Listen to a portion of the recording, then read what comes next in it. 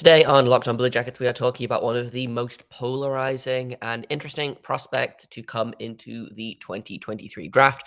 That's right, we've got Tony Ferrari here to talk about Matvei Michkov on Locked On Blue Jackets. Locked On Blue Jackets, your daily podcast on the Columbus Blue Jackets, part of the Locked On Podcast Network. Your team every day.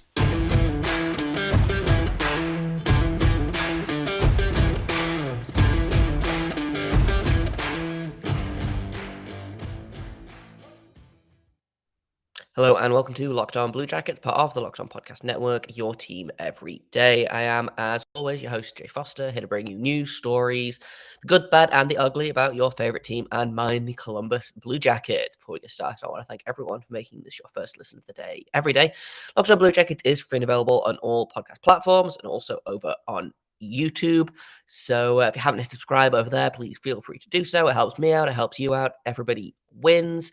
And like I said at the top of the show, today we've got another draft profile. We're talking about Matvei Michkov, a Russian winger, with Tony Ferrari of Hockey News. And this is a really interesting one, guys. He is a very polarizing prospect. We get into that. We get into playing in the KHL, contract in the KHL, things like that. We also talk a little bit about Kirill Marchenko.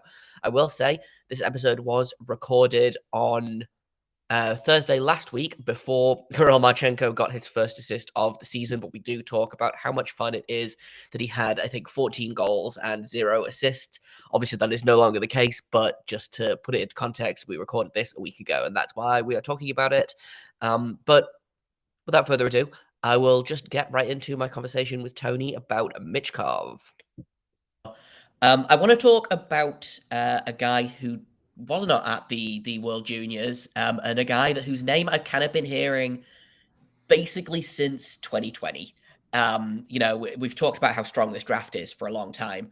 I want to talk about Matvei Michkov, who is a name that like I said, I've heard a lot, and I feel like people are changing their minds on him basically every day.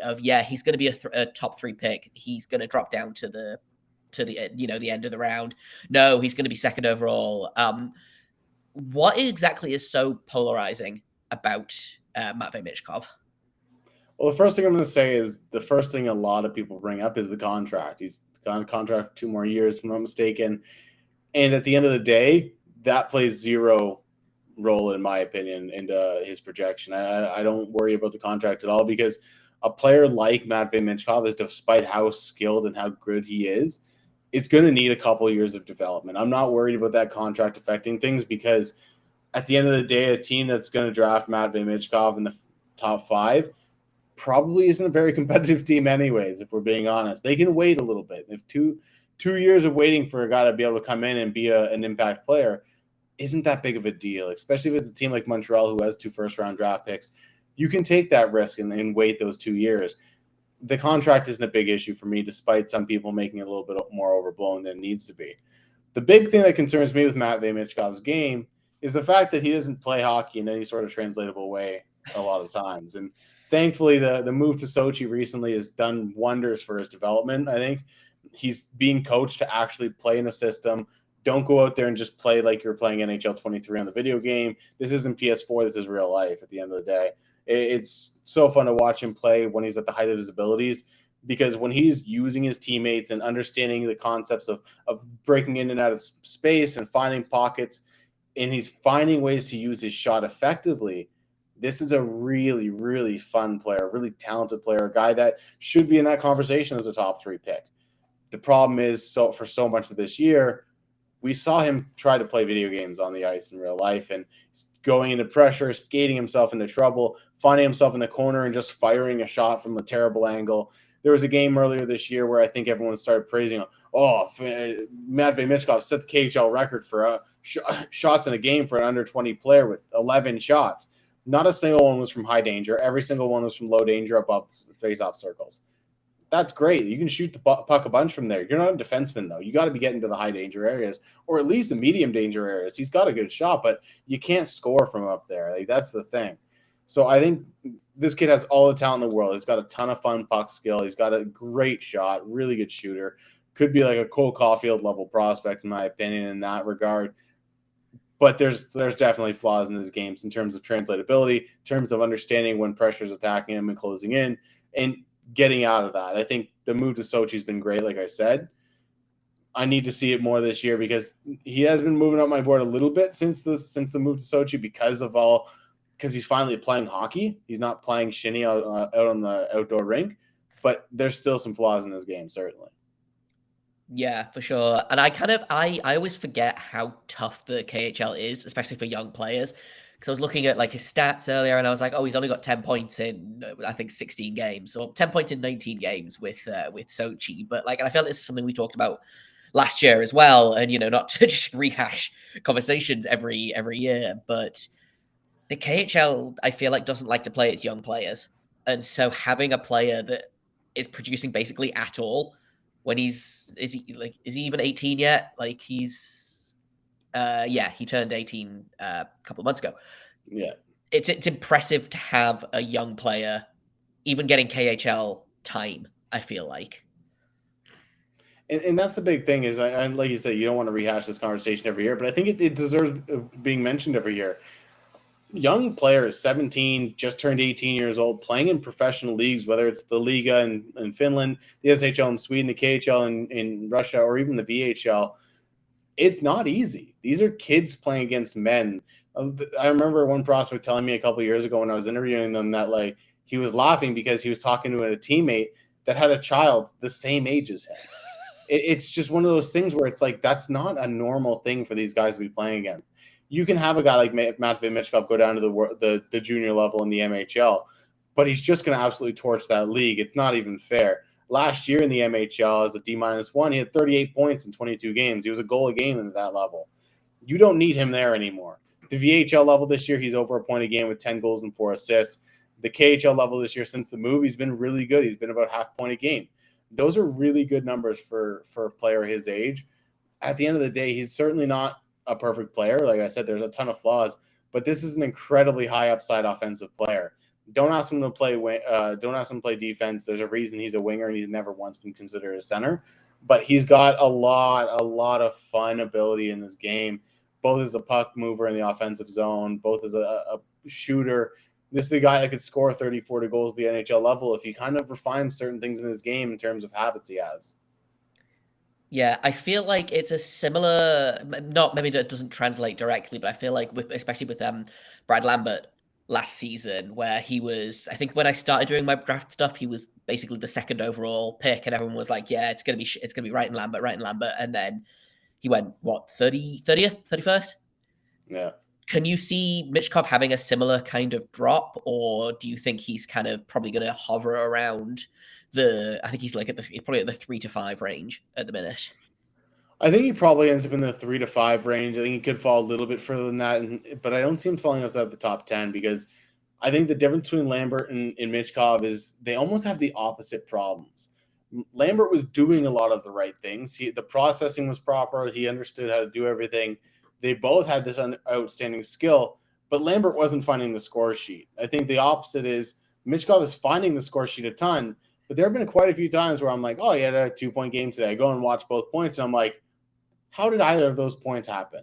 Like, that doesn't make – like, he took a shot from the outside to kind of beat a goalie wide, or he kind of bumped a pass in the neutral zone as he got bumped off the puck, and then one of his teammates picked it up, and he got an assist that way. It's not – sometimes in hockey, it's the luck of the puck, right? It's one of these goofy things where at the end of the day, you're kicking around a rubber disc on knife shoes, and things go weird sometimes. And a guy like Brad Lambert last year didn't get the production, didn't get the bounces that he could use. And I still think he's one of the better prospects in last year's draft. And Matvei Michkov is a guy that I think is an incredibly good prospect, but maybe not as good as some of the hype before the season. In a minute, I've got more of my conversation with Tony about Matvei Michkov, but first I've got to tell you about FanDuel, because we're at about the halfway point of the NBA season right now, and so that's the perfect time to download FanDuel, America's #1 sportsbook. Finish the season strong because new customers get a no-sweat first bet up to $1,000. That's bonus bet back if your first bet doesn't win. All you have to do is download the FanDuel Sportsbook app. It is safe, secure, super easy to use. Even someone like me who's very bad at gambling and doesn't really know a lot, FanDuel is super super user friendly, which I love. You can bet on everything from money line, point scorers, threes drained. If you want to put some money on the Blue Jackets winning against the Winnipeg Jets tonight, or if more likely you want to put some money on Pierre-Luc Dubois scoring a goal, you can do all of that at FanDuel. Plus, it even lets you combine your bets for a chance at a bigger payout with a same game parlay. So don't miss the chance to get your no sweat first bet up to $1,000 in bonus bets when you go to fanduel.com/locked-on. That is fanduel.com/locked-on to learn more. Make every moment more with FanDuel, the official sports betting partner of the NBA. Yeah, he is a guy that I was excited. Like, I'm still excited for him. And I feel like I've said this about every prospect so far. I like it. I like it when the prospects succeed. You know, I think watching World Juniors, I know it's had this kind of shadow over it, but it's still some of the most fun hockey because it's just all these kids doing all of these crazy skill things. But my point is, before I get off track on how great the World Juniors is, I feel like Michkov is a guy that I don't see him as a Blue Jacket. I feel like he is going to be a player that is going to be very, very good for a different team. I don't know that he fits into the Blue Jackets. Kind of, again, timetable. The Blue Jackets need a center, essentially. And Matvei Michkov is many things. He, as I said, is not a center. He is not interested in playing defense. And I feel like the Blue Jackets have kind of cornered the market on wingers who don't like to play defense. Yeah, you've got Patrick Laine already. Like, I just pulled up the lines that the Blue Jackets have right now, and you don't really have a spot for him in the top six. Kirill Marchenko has been doing his thing, scoring goals, not deciding to pass the puck at all. Apparently, Kent Johnson, I think at the end of the day, probably does line up as a winger at the NHL level long term. There is maybe a center in there, but do you want to take away some of the dynamism that he has to kind of get that center position filled, or do you want to get a center like a Adam Fantilli, Leo Carlson to fill that role and let him be at his best on the wing? You're not moving Johnny Gaudreau or Patrick Laine from the top six. So unless one of those guys get traded, and I don't think it's going to be Johnny Gaudreau that does, do you want to get a guy like Matvei Michkov in here playing on the third line? It doesn't really benefit him. You look at a guy like Emil Bemstrom, he could even probably play in a top six. So you're putting him behind five wingers to start off with. It'd be an uphill battle. It's certainly not the worst thing in the world to draft the best player available if he's the top guy on your board. But yeah, like you said, he's not a guy that necessarily fits in on this roster unless you're taking out a guy like Marchenko or Laine out of the top six, and you don't really want to do that. No, you said take Marchenko out of the top six, and my body had like a physical reaction to this. I want to talk about Marchenko in a minute while we're talking about Russian prospects. But is there a system out there, like just off the top of your head, that you think Michkov could fit into? Like, obviously, you look at Arizona, Chicago, Anaheim, San Jose. They all need kind of an injection of young talent, like the Blue Jackets do. Is there a team out there that you think, yes, this is where Michkov should go, and he's going to really kind of thrive here? Well, I think the two teams that stand out initially are Chicago and Arizona, because I don't think either of them are really all that close to competing. That contract issue that I think some people are going to make a little bit bigger of a deal than it needs to be is going to be an absolute nothing for them. Arizona, they don't even play in an NHL arena. They go to an NCAA arena every day to play, which is its own discussion of its validity on its own. Chicago is a complete dumpster fire. They've got nobody in that pipeline really, and they're still trying to figure out who their next guy is going to be, with Patrick Kane and Jonathan Toews getting to the age where moving on is becoming more of a reality. So I think Chicago and Arizona both pop out, but I do think Montreal is an interesting fit for Michkov, because they do have that second first round pick. Depending on where Florida finishes in the standings, it's going to be really interesting to kind of see what happens, because if Montreal gets the second or third overall pick of their own, and they win a lottery and they get to draft Carlson or Fantilli, and then the Florida Panthers kind of fall out of it a little further than they even are now, and they end up drafting 10th, 11th, 12th, Michkov might be there for that pick. If you can get a combination of Fantilli or Carlson along with Michkov, that's a really intriguing grouping of prospects for down the road. Yeah, definitely. That does feel unfair considering they have, Cole Caulfield and Nick Suzuki already, but we'll let it slide because it would make Locked On Habs happy, and we love it when Locked On Habs are happy. Um, where do you see?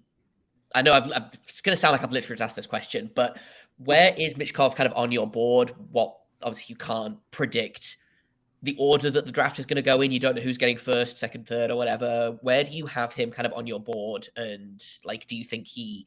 Obviously, we talked a little bit about 3 to 5. Do you think he lands closer to 3 or closer to 5, or drops a little bit, or what? On my board right now, he's at 5.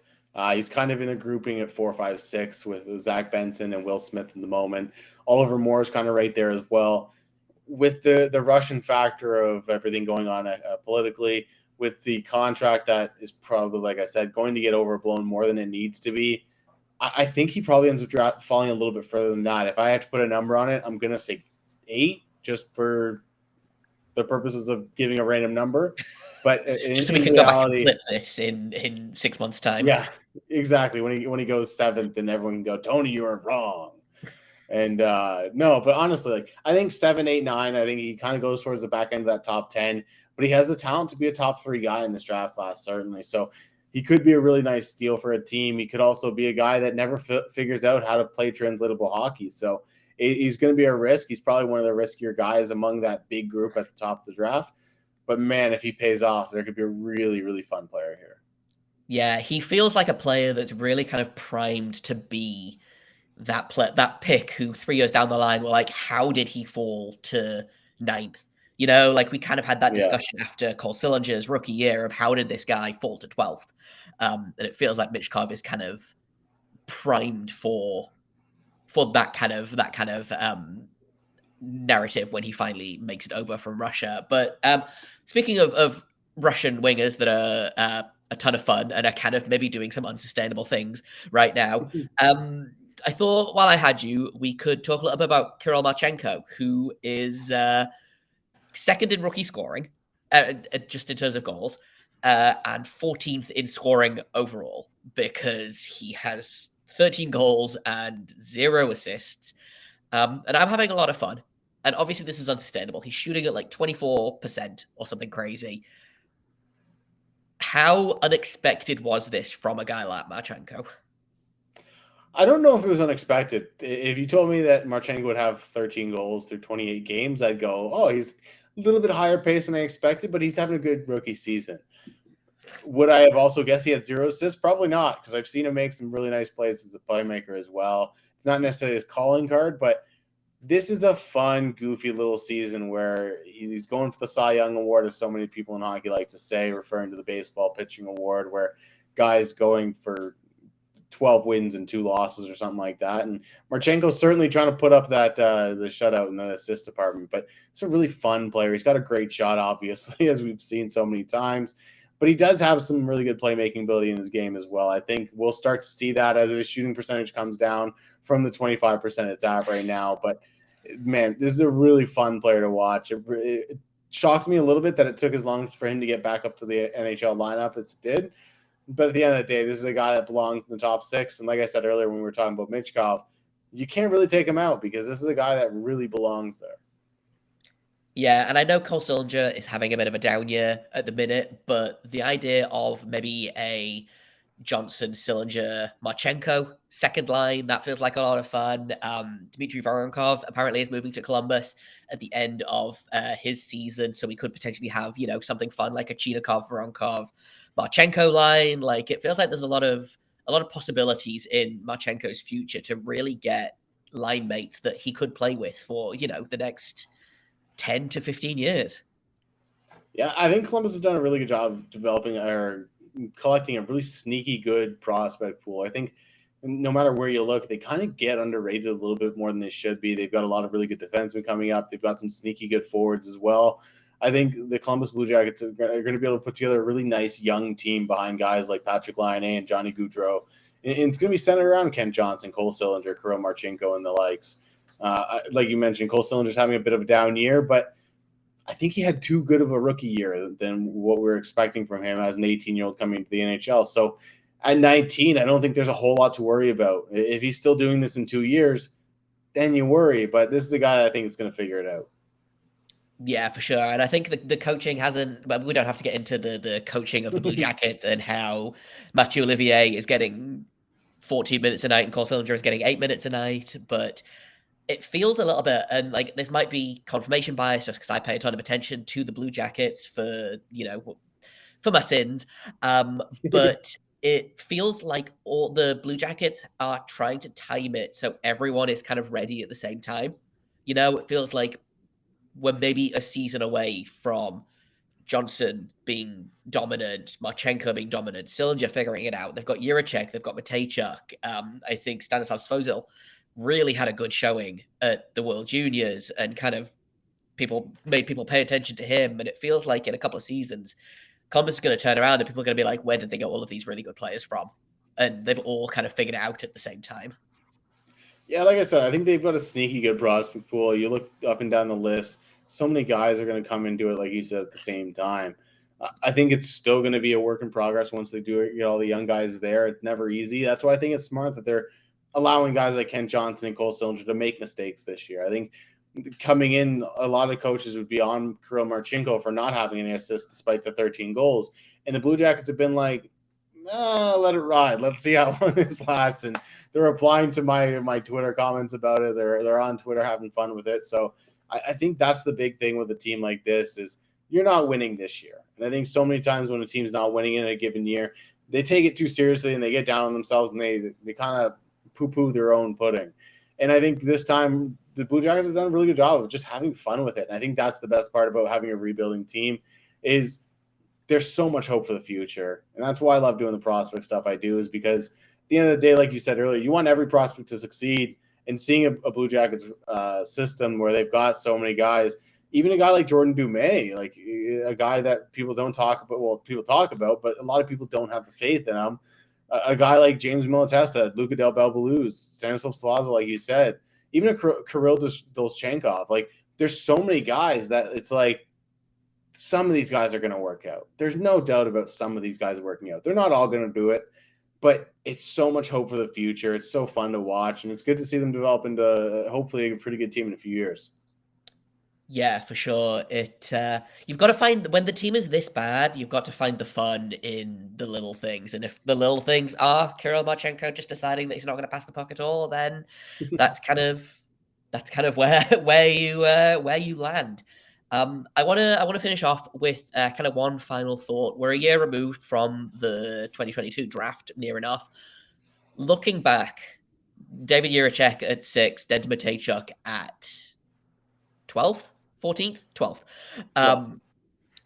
How do you think those picks have kind of, with a year to look at them, how do you think those picks have gone? Do you think that it would have gone differently with the benefit of hindsight, or like how do you think that they did in the draft last year? I still think they had a really, really good draft. One of the better drafts of any team, really. I think David Juracek at 6. You look at the players that went just after him: Korchinski, Kasper Savoie, Pavel Minchikov. I think Minchikov is really the only one that you're like, maybe I'd switch him. But even still, David Juracek's been phenomenal. I've really liked his game this year when I've caught him in the AHL. His couple of NHL games were up and down, but he's an 18-year-old playing in the NHL. He's really good at the World Juniors. I think his performance didn't get talked about enough. And then when you go to Denton Matejchuk, this is what I was talking about earlier with the Montreal Canadiens, where they can take that riskier pick. I think the Blue Jackets we got David Juracek. He's going to play. He's going to be a really good player. Now let's take the swing on the upside, take the swing on the skill in Denton Matejchuk. And they did a really good job of doing that. And again, you look at the guys after him. Frank Nazar, maybe you want to take him, Noah Ausland. But Jonathan Lekaramaki's had not a great season. Leon Bixell is what he is. He's nothing going to be fantastic. There's a lot of guys that went shortly after where you're like, I don't think I'd take him over this guy. So I think they did a really good job of taking those guys. And then, I mean, you even look in the later rounds and you kind of see where they got guys like Jordan Dumais and stuff like that. It's a fun draft class. I think they did a really good job of collecting talent, collecting guys that aren't necessarily surefire bets, but they're guys that I think people are going to kind of acclimate towards. I think a guy like Dolchenkov, like it's just a fun player. Luka Dobel-Beluz, if anything, he's a great name. Like he's got some good skill. He's been playing really, really well in the OHL this year. They had a really good draft class last year. Was it the best draft class? We've got a few years to decide that, but they certainly are up there. Yeah, for sure. If people want to catch up on your prospect work, if they want to, honestly, like if you want to learn more about prospects, like Tony is the guy to go to. He's always my first stop when I'm like, hey, I've heard this new name. Let's see what Tony has to say about him. So highly recommend all of his work. But where can people find you on the internet? You can find me on Twitter at the Tony Ferrari. All my work's at the Hockey News. Go to thehockeynews.com/podcast. And you can find the OHL podcast I host there, and you can find a bunch of other my work there as well. And if Twitter ever explodes like it did just yesterday, you can find me on Instagram at THN Tony Ferrari. Yeah, I was really worried that it was not going to come back in time, and I was like, man, I'm going to have to get your email. I'm going to have to text someone to get your email to to send you this link. But the wild part was I did Locked On Habs yesterday, and right as we were all trying to arrange things, Twitter went down, and we're all like, Twitter was just like, nope. So yeah, it's let's exchange numbers and get on track on that way. Yes, but yeah, I appreciate the time. Always appreciate the insight. We'll have to do this again with a couple more guys as we get closer to the draft.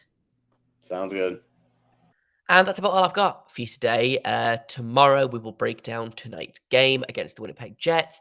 Hopefully we'll have some fun to talk about. And thank you for listening. Thank you for making this your first listen of the day. Every day, Locked On Blue Jackets continues to be free and available on all podcast platforms.